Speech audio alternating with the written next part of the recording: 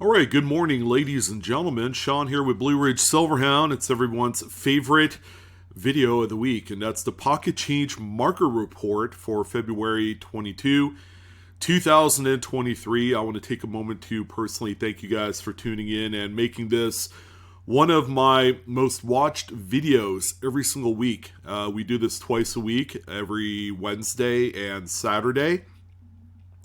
The big reason why we do this is it really gives everyone a little bit of insight of what you can find out there in the wild today. And it really does set a lot of perspective about how you can find some pretty nice errors and varieties and really only pay the most minimal amount of money for them, and then you can do whatever you want.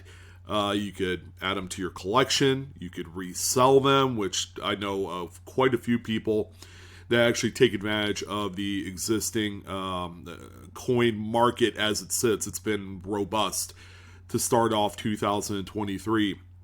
And a lot of the coins that you're going to find today have been found either going through coin rolls, like coin roll hunting, just general searching through large batches of change. I know people that buy up large kind of collections of just good old pocket change in a water cooler bottle, for instance. And they go through that and they look for some of the more relevant errors and varieties that people are interested in having in their collections. And there's quite a few. There's quite a bit of this out there today, even on the most newest of coins, which, by the way, if you haven't paid any attention, 2023 coinage is live out there today. From pennies to quarters, you can find every single one of those out in the wild today, with a little bit of searching. In addition, if you have access to a local coin shop or show, cherry picking for some of these errors and varieties is also another great way that you could take advantage of finding some of these, adding them to your collection or reselling them. A few kind of like last minute things that I wanted to address. We don't discuss any graded coins whatsoever because grading any of these is very expensive. You know, it's going to end up costing anywhere from $30 to $60 to do an error attribution, depending on the service that you use, whether it's PCGS or NGC. And second of all, if you're going to resell a lot of these, it's really not going to make too much difference on the overall value. These coins most certainly would sell for themselves. And second thing I want to point out is that we didn't juice or doctor any of the photos other than cropping them and kind of mating them together so that way you have a full obverse and reverse picture on every frame.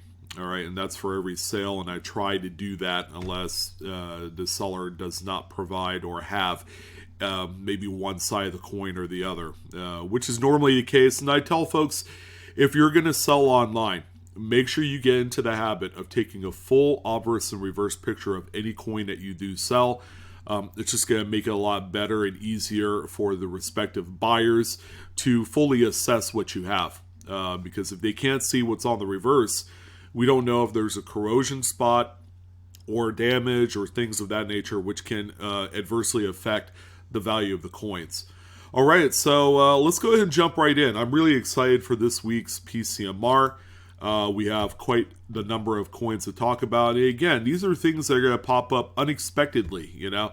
Like this one right here is a 2003 P Roosevelt dime. First thing that a lot of you are going to be drawn to probably is the grease or whatever that crud is on the reverse. And that's okay. You know, there are people who are very particular about, you know, the appearance of a coin, and they'll avoid things like this. You know, even non-collectors will look at it and think to himself, wow, that's pretty gross. Why would I want to keep this? But if you're able to look through all the ugly on the reverse, you know, you'll see that this one is slightly broad struck. You could see a much fatter rim on the obverse, and same on the reverse too. If it wasn't for all that crud, you could see a lot better. But aside from that, maybe a good old acetone dip is what this coin needs to get rid of the funk on there. And that might actually do wonders in reselling this thing.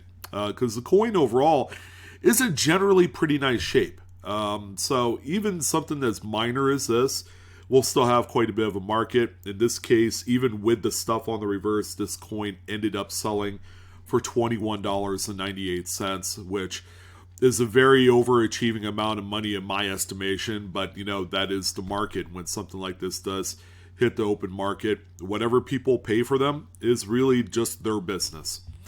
The next one that we have here, I got really excited when I saw this. And it's a lot of 15 miscellaneous either off-center strikes, broad strikes. There's even a what looks to be a saddle struck coin in there as well.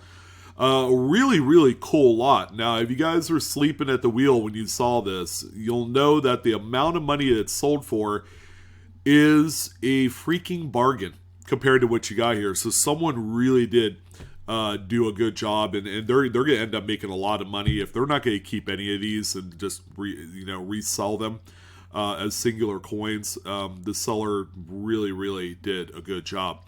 The lot in itself sold for $175.01 with 33 bids. A few of the highlights, if you look up here, 69D, which looks to be about 80-85% off center, is probably one of the centerpieces to this particular lot, but don't overlook the 79 here too. That one's pretty nice. The 68D, or it could be an S. Let's see, this saddle struck, or whatever you want to call that, is particularly cool. And then this coin right here, the bottom middle, even though it doesn't have a full readable date, is quite striking. A nice kind of like purpley toned off-center Lincoln. What stinks though is the seller did not provide reverse images on any of the coins, and that's generally a big no-no.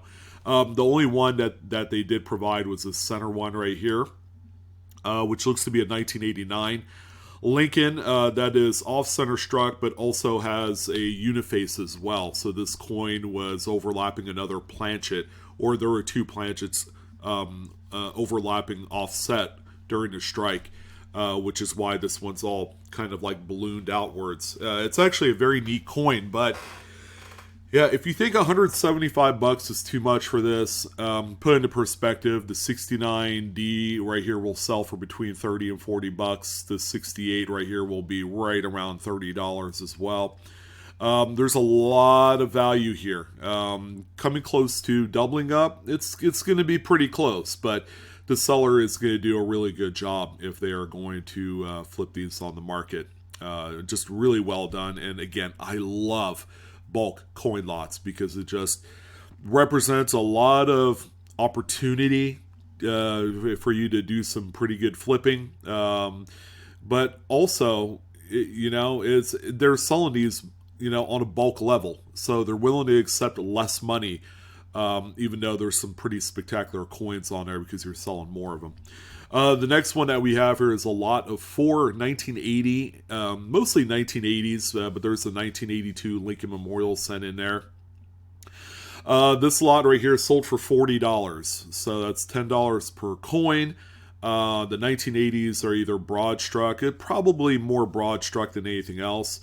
The large date 82 is off center.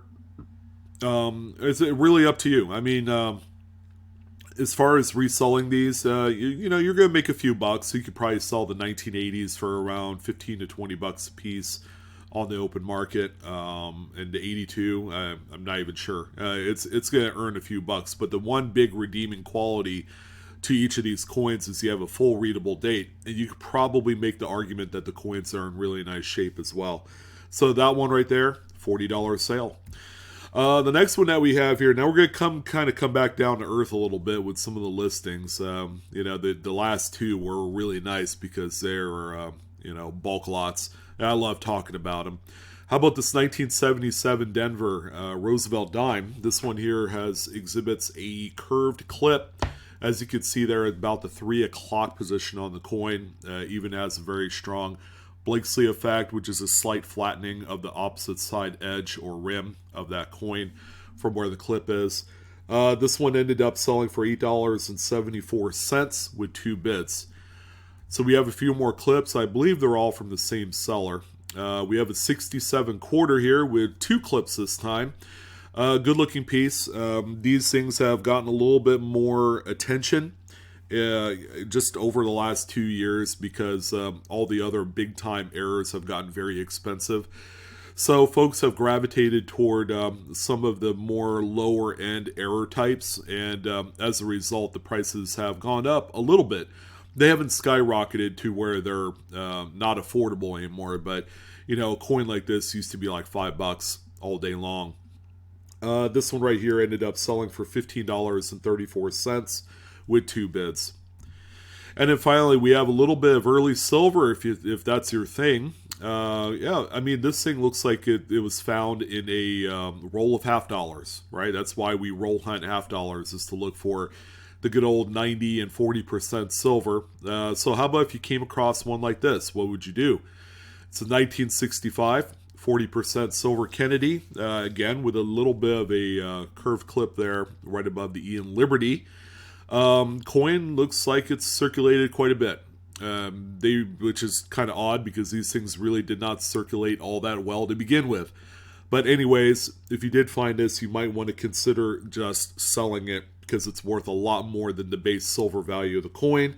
This one ended up hammering for $15.84 with 2 bids. So yeah, it's over double what a 90% silver would sell for. You might want to consider selling something like this. Pretty cool one here. And again, this coin at first glance is going to look like a beater. You know, like, yeah, this thing is really circulated. It's not something that I would say is, you know, going to be known for how pretty the luster is or anything like that. There's none of that here. 1985 Denver, which exhibits some really strong clash dice. You can see it really more on the reverse here. Some of the clashing, just the overall marquee clashing of Roosevelt's head on that reverse die. But you also have a considerable amount of clashing here on the obverse. So you're looking in front of Roosevelt's face and also back of the neck. Also has some clashing as well. Look out for this. $20.79 was the final sale price, but these things go up exponentially the nicer the grade is. So if you found one, say, in like a mid-state grade, this thing, don't be surprised if you hit $80 to $100 for something like that.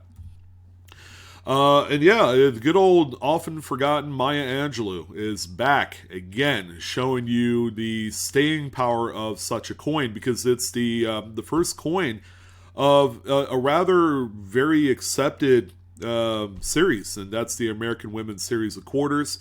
2022P is the date on there, so make note of that. You know, as you guys know, there's a number of double die reverses that have been discovered on this date, and people have enjoyed collecting them and buying up all the different types.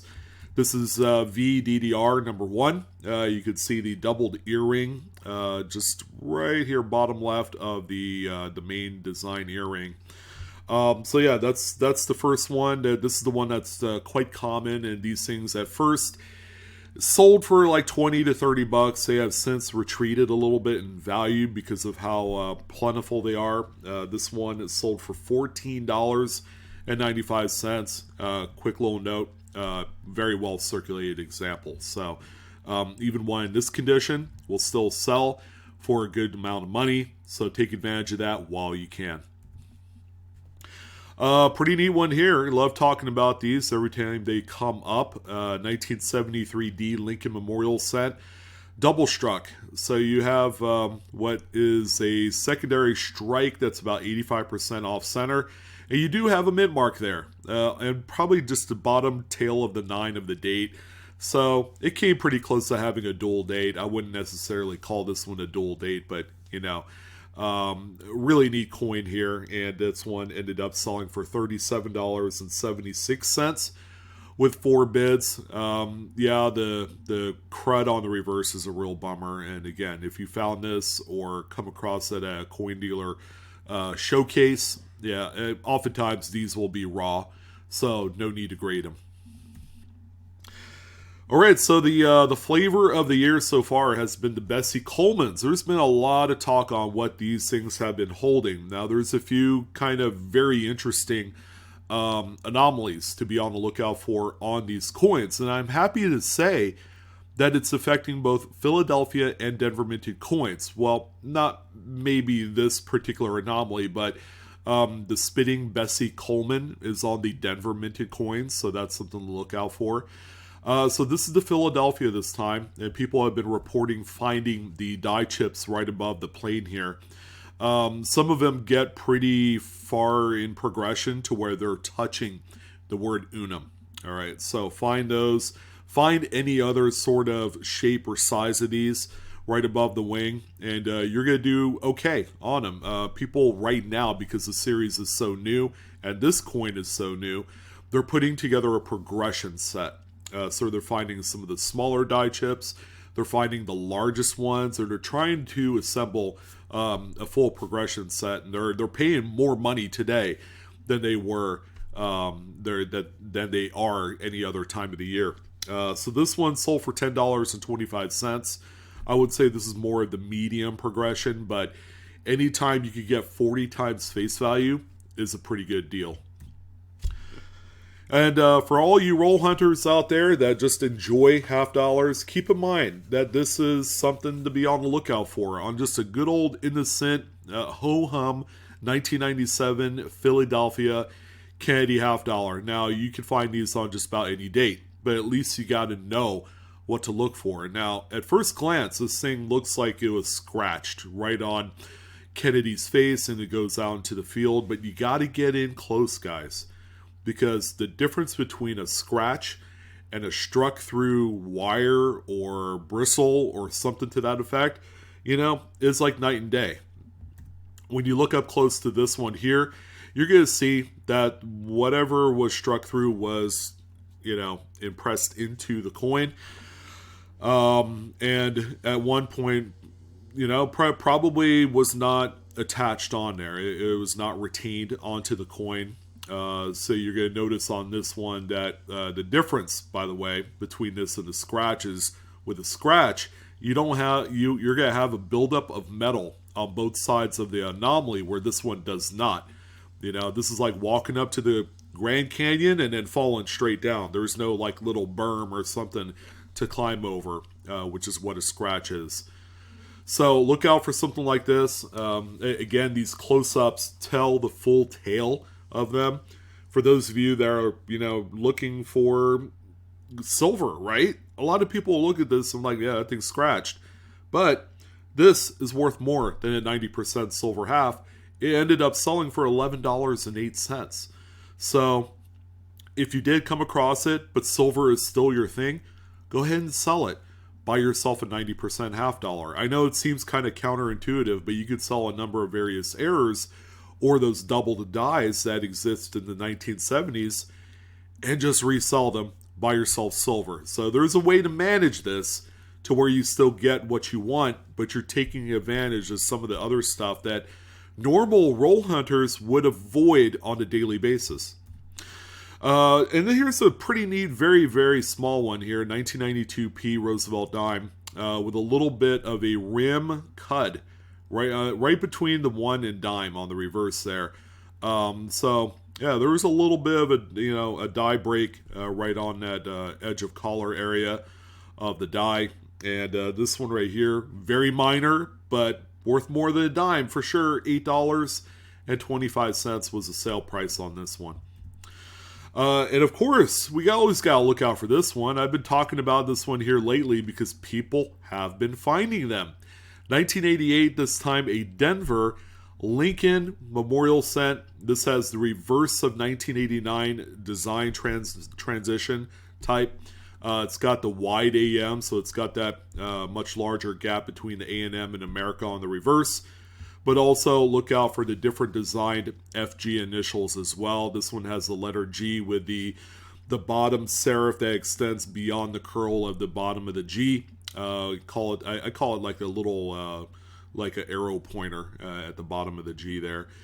So yeah, look out for these. They're going to be very well pronounced and struck, whereas the regular versions, the reverse of 88s, are going to have a very weakly struck FG initial on there.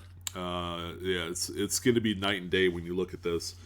$42.99 was the sale price on this one. By the way, the coin is in really nice shape. Oh boy, anytime a bicentennial quarter error comes onto the show, it's got to be very special. How about this one that's about struck 50% off center? This thing needs no date to know what it is. It'd be nice to know what the mid-mark is, but that's probably not too terribly important here. This one sold for $203.59 with 21 bids. Again, one of the most hotly pursued type coins of the modern era, and anything with an error on them is going to be very, very, very coveted, if not expensive. And for here, this time around, for those of you that like hunting through Buffalo nickels, always know that the two-feather braided die types will always be out there. These are all Cherry Picker's Guide varieties. The third feather, which is normally right here, was over-polished at one point, and a lot of them are disappeared. 1917 is one of the more, I would say, common dates for this. I've seen quite a few 1917s. This one's in pretty decent shape too, with what looks to be just about a full horn on there. So it's like a low NVF. This one sold for $19.94. So again, you pick something up like this for $1 or less, you're going to end up doing really well if you resell it, especially if you're not into collecting these type of coins. And this is a beautiful coin. The same seller continues to crank out some of the most nicest looking doubled die obverses, especially on 1972. This time we have a FS103 or DDO number 3, highlighted by some pretty nice doubling in Liberty, the motto, and also a little bit on the date as well. So even this coin in any condition is going to be quite valuable, and people are still going to want it. So don't think that because a coin is more circulated or beat up, that's not going to have any sort of relevance whatsoever in the marketplace, because it still will. This one sold for $39.90, so pretty nice one here. Oh boy, well, this is actually pretty cool. This is a half of a mint set. Actually, you get both parts of the mint set. You get the P and D, and that's the way they're traveled.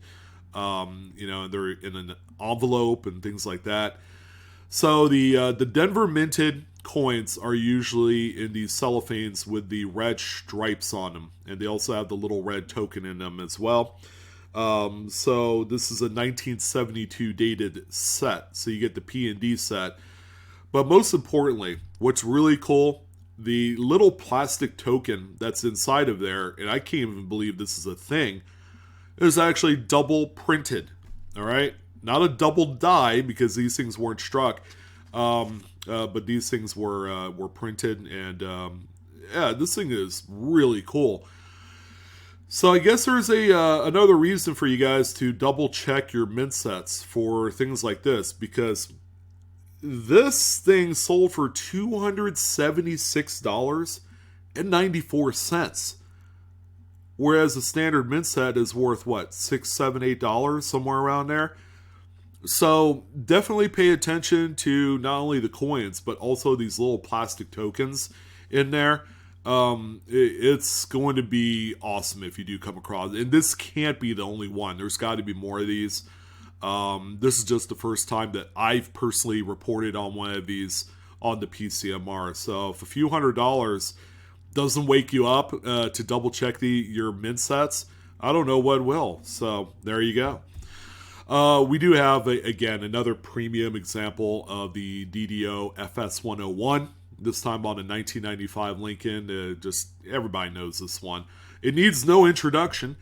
Your best doubling is on Liberty and the motto, as always. These things were very popular back in the day. $65.20 was the sale price. This seller had a whole bunch of them. Started out with 33 of them for sale. They all look like this, by the way.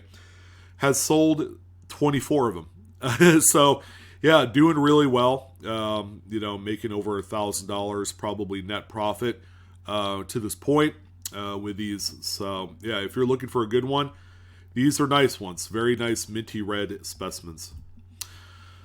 And this is probably one of the biggest cuds I've seen on a state quarter in quite some time. And that's probably the reason why it sold for a little bit more money than the usual. But this time it's on a Utah state quarter, 2007 P's a date.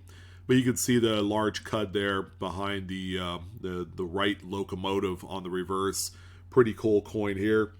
This one sold for $40. So usually the state quarter cuds sell for like $8 to $10 because they're all quite common. But I haven't seen this one in quite a while. It's probably been a year and a half, 2 years since I've seen this very cud on the Utah quarter. So they're out there. Make sure you're looking out for them.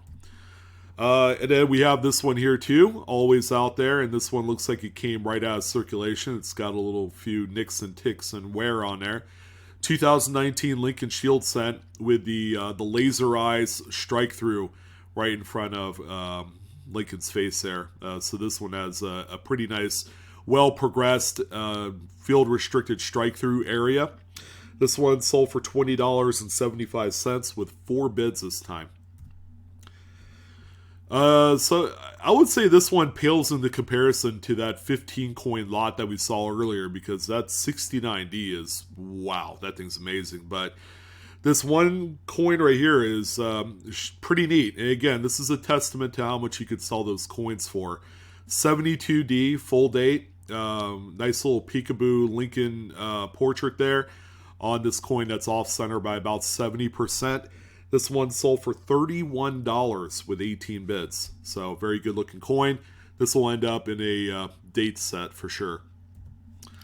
Another good one here. Beautiful, nice high-end 1974 Washington quarter. This is one you don't see come up too often. As a matter of fact, this is a very scarce date for any sort of off-center struck errors. And with that reason, this one is sold for $172.50. With 36 bids. I'm sure there's a few Washington quarter off-center sets that need this particular date above all else. And yeah, since we've been talking about Kennedy half dollars in this video, yeah, I'm sure a lot of you who roll hunt Kennedys have probably overlooked something like this, a while ago. I'm sure a lot of you are pretty well knowledgeable of what this is, but this is a 1996P Kennedy. Very weak strike on the obverse. Struck through probably some grease on that die. And yeah, it's something as simple as this. We'll take this coin to another level. If you're just hunting silver and you're overlooking and just really not paying attention to these, that's a huge mistake, because this one right here ended up selling for $21.98, which is nearly 90% silver halves. So I'm giving you kind of like the comparison here, so that way you guys understand what's at stake when you do toss these aside. Well, here's the other Bessie Coleman that's been making huge headlines, but I'm going to give personal props to this seller, and the big reason why is that they have pitched and promoted this on eBay as truly being in-use machine doubling. And that's what it is. So a lot of the talk has to do with the, what's that, EC or FC initials on the reverse. See the arrows there? People have been finding this weird doubled occurrence on there, but this is a marquee example of what in-use machine doubling looks like. All right, so make sure you're aware of this. These things look very dramatic. And, the seller really did a good job highlighting the fact that it is MD and it's specified in their title. And they still managed to sell this thing for $40.14. So there are a lot of people looking for these. And the people that are either big collectors of errors or anything of that nature, or the series itself, yeah, they really don't care if it says MD. They still want to buy one. And if it looks good and it's strong enough, they will cough up all the money for them. Here's another very small, minor cud die break on this 2008P Roosevelt dime. This time it's a full-blown cud and not just a rim cud, because it actually goes into the field and design area of the coin. This one right here sold for $35.24. Here's another cud. I'm willing to bet people have overlooked this one as well, especially on much circulated examples, but you could see the cud on this 1976 here. This is a very common weak stress area on the die because the Felix Schleg's initials are also in this area as well. So that tends to break and then fill up as these strikes occur. This one right here sold for $35.88 with 12 bids. So these mid-70s Jeffersons, this is a common cud area on the coins. Make sure you're looking at the base of Jefferson's bust on every one of these that you do come across. Well, here's another nice example. This is actually a really nice example of the Wilma Mankiller double-sided retained cud on a 2022P, of course. It does have a few little nicks and ticks and all that on there, so, you know, it's not a super high-end piece like what we've seen last year. But still, you got to respect the sale on this one. I thought it dropped down quite a bit more. This one ended up selling for $537 with 4 bids. So the market's still pretty strong on these. If you have them and you don't need them, now might be the time to strike and sell them while they're still hot. And this is a cool one, although the seller did say that this one was a die adjustment strike, and it's not that, not close. This is a Washington quarter that was struck through a late stage cap die, and the cap die probably was wrinkling on itself at this point. That thing got really, really thin to where it's folding in on itself, which, you know, that happens. These things are going to be laser thin after a while. Pretty cool coin here. Even has some of the weakness on the reverse as well. This one sold for $37.18 with 5 bids. And we're going to close it out on this one here, 1943S Steel Cent. Slightly off center by probably about 7-8%. Nothing too crazy, but any error on, much like the Bicentennial quarters, any error on a steel cent is going to be pretty well coveted. People are going to be battling to own this coin, and the coin is not in supreme shape. It does have a little corrosion on the few areas, but $280 was the final sale price on this. Again, you don't have to grade this. People will spend and pay all the money to own it because they know what it is. All right, well, that's my job. That's it for me. And yeah, you guys go out there, do some hunting, and report back. Did you find anything cool in your change lately, or roll hunting, or at the shows? Let me know. But that's going to go ahead and wrap it up. I'm your host, Sean, with BlueRidgeSilverhound. Don't forget to like, share, and subscribe. You know, all the usual things that you love so much hearing.